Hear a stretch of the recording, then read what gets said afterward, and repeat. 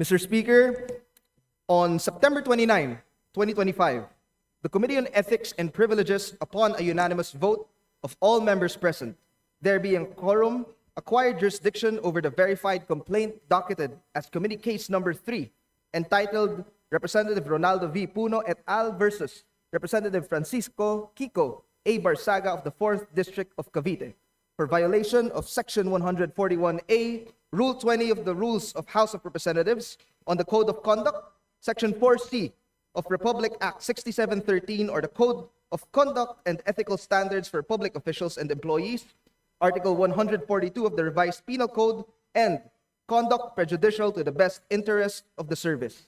Matapos maghain ng reklamo ang ilang miyembro ng National Unity Party laban kay Representative Kiko Barzaga, ilang buwan nang nakalilipas, naglabas na ng desisyon ng House Committee on Ethics. Pinatawan ng 60-day suspension si Dasmariñas Representative Kiko Barzaga matapos mapatunayan na nagkaroon siya ng paglabag sa etika o maling asal. Kasabay ng suspensyon ay hindi rin siya makakatanggap ng sahod sa loob ng 2 buwan.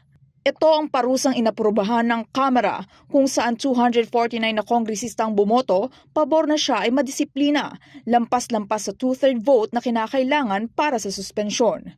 5 ang tumutol habang 11 ang nag-abstain. Ang suspensyon ay bunga ng mga posting ni Barzaga sa social media na di umano'y labag sa batas at itinuturing na nagpapahina sa tiwala ng publiko sa pamahalaan at sa mababang kapulungan. Sa kabila ng desisyon, sinubukan pang umapila ni Representative Barzaga, ngunit nanaigang majority vote. It took the deaths and imprisonment Point of order, Mr. Speaker. To bring Marcos Sr. to Point of order, Mr. Speaker.